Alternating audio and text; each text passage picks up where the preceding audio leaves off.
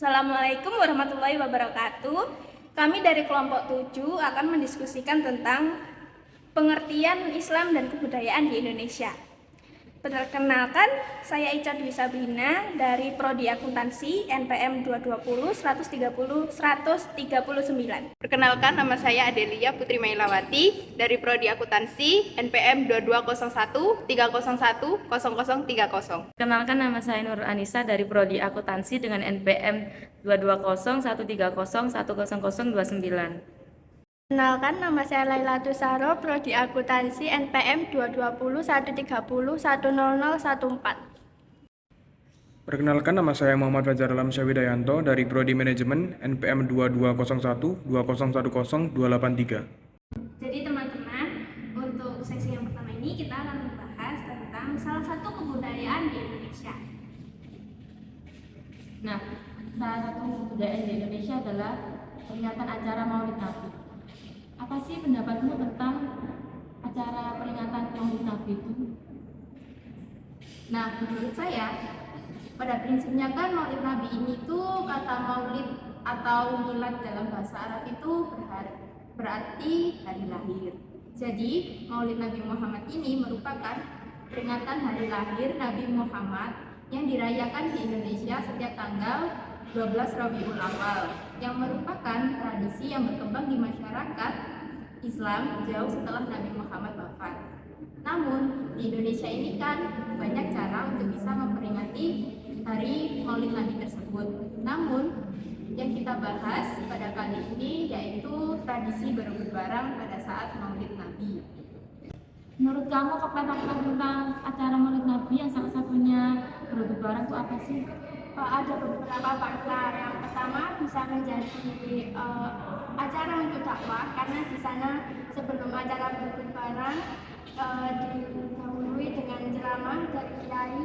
Yang kedua bisa menjadi ajang kekompakan, karena dengan berebut barang bisa saling bersatu, saling sharing setelah berdoa bersama. Terus juga bisa menjadi tempat untuk para yang memiliki rezeki lebih bersedekah, memberikan sedikit hartanya untuk warga di sekitar. Nah, menurut kalian, kenapa sih nilai-nilai Islam bisa tercampur dalam budaya di Indonesia? Nah, kalau menurutku nilai-nilai Islam dapat tercampur dalam budaya Indonesia dikarenakan sebelum Islam masuk ke Indonesia kan di Indonesia sudah ada banyak budaya yang beragam. Nah, cara paling Songo menyebarkan agama Islam itu kan lewat pendekatan budaya, misalkan dari kesenian wayang atau tembang dan seperti tembang. Nah, maka dari itu nilai-nilai Islam dapat tercampur dalam budaya di Indonesia. Kalau menurut saya seperti itu. Nah, tadi kan sudah dijelasin kenapa nilai Islam bisa tercampur dalam budaya Indonesia. Kamu tahu nggak contoh budaya Indonesia yang sudah tercampur nilai-nilai Islam? Kalau yang aku tahu sih, budaya Indonesia yang udah tercampur nilai Islam itu kayak lempengan, nyakran, terus barokahan, berpulsa, cetak sinten, terus bersih desa, gerbek maulid, gerbek surot, dan masih banyak lagi. Banyak ya berarti ya? Iya. Selanjutnya kita akan membahas tentang kasus yang terjadi akibat gesekan antar budaya dan antar agama di Indonesia. Nah, yang pertama adalah konflik dari suku Dayak dan Madura yang terjadi di Banjarmasin. Sempat dihebohkan di pemberitaan sosial media, di Facebook, Instagram, bahwa ada konflik yang terjadi antara suku Dayak dan Madura. Konflik tersebut terjadi karena perang antar suku. Dapat diketahui bahwa konflik tersebut itu terjadi disebabkan oleh orang Madura yang sempat berkata kasar kepada suku Dayak. Nah, kata-kata tersebut tidak diterima oleh suku Dayak yang berartikan sangat jelek atau terlalu menghina. Kata-kata tersebut yaitu bungul yang diartikan sebagai bodoh. Dari itu, kata kasar atau bungul yang diartikan sebagai perkataan bodoh tidak diterima oleh suku Dayak dan konflik tersebutlah terjadi. Nah, mungkin dari teman-teman ada yang nambahin? Itu kayak misalnya konflik budaya yang ada pada masyarakat di Pulau Flores. Nah, meskipun kita kayak sama-sama masyarakat Flores, tetapi biasanya di berbagai kecamatan meskipun jaraknya dekat itu biasanya itu bahasanya juga berbeda. Nah, biasanya itu konflik ini muncul karena masyarakatnya itu salah menafsirkan makna dari kata yang diucapkan. Nah, contohnya itu kayak kata mena. Nah, tapi mena untuk masyarakat Nagekeo ini tuh artinya di sana. Tapi kalau untuk masyarakat Lama Holot artinya itu kasar sekali seperti kata makian untuk kaum perempuan.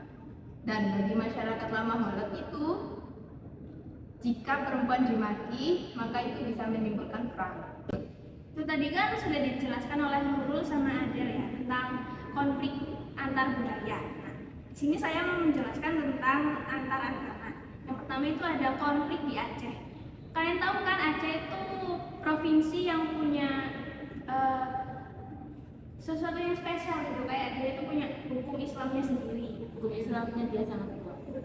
Iya, sangat kuat juga. Nah, konflik ini tuh antara umat Muslim dan Nasrani.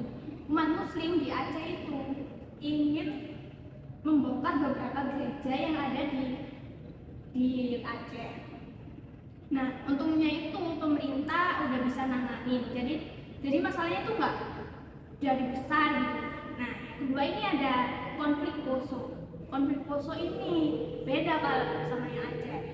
Nah, kalau yang di Poso ini selama bertahun-tahun itu mereka itu konflik terus antara umat Nasrani juga sama Islam. Nah, di Poso ini dia tuh sampai nyumpain banyak korban jiwa gitu. Untungnya itu juga udah bisa lah ditangani oleh mantan Presiden Yusuf Kala gitu. Yang menjabat menjadi Sebagai wakil presiden. Terima kasih Nurul.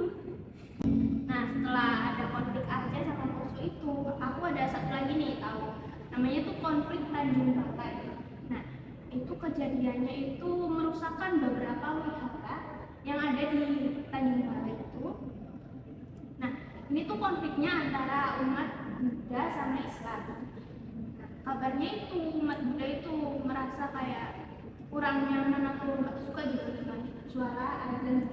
Nah, sehingga orang Islam itu juga ada yang kayak merusak wihara itu. Terus yang di parkirannya itu juga ada beberapa mobil dan motor yang rusak juga. Nah, kalian ada yang mau nambahin nggak konflik lain nggak dari Indonesia? Nah, ini aku ada nih satu contoh konflik lagi yang menurut aku sangat viral pada tahun 2004 kalau nggak salah waktu itu. Nah, konflik itu terjadi di Kota Sampang. Nah, konflik ini terjadi antara pengikut sesama agama Islam, cuma beda pengikut. Pengikut yang pertama itu Ahlus Sunnah wal Jamaah dan yang kedua itu Islam Syiah. Nah, kejadian ini berawal dari pembakaran rumah dari ketua Ikatan Jamaah Al-Bait atau dikenal sebagai Hijabi. Nah, ada juga dua rumah jamaah dari pengikut Syiah yang lainnya juga dibakar. Musola-musola pun juga dirusak oleh 500 warga atau orang dari pengikut Ahlus Sunnah wal Jamaah. Nah, mungkin dari Fajar ingin menambahkan atau ada konflik lain? Kalau setahu itu ada konflik di daerah Papua. Nah, dilansir dari FIFA.go.id, konfliknya dimulai dari persekutuan gereja-gereja Jayapura atau PGGJ. Mereka itu menuntut untuk membongkar menara Masjid Al-Aqsa Sentani. Nah, tuntutannya itu dikarenakan menaranya itu terlalu tinggi gitu dari bangunan-bangunan yang lain, sehingga menghalau pemandangan dan membuat gereja yang di samping itu kayak tampak terhimpit.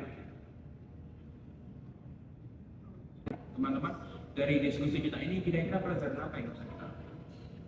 Menurut aku, pelajaran yang dapat kita ambil dari diskusi kali ini adalah kita harus saling menghargai satu sama lain, terus kita harus bertoleransi antar umat beragama, antar budaya yang ada di Indonesia, dan juga menyelesaikan masalah atau konflik dengan musyawarah. Sekian diskusi dari kelompok kami. Mohon maaf bila ada salah kata. Wassalamualaikum warahmatullahi wabarakatuh. Dadah.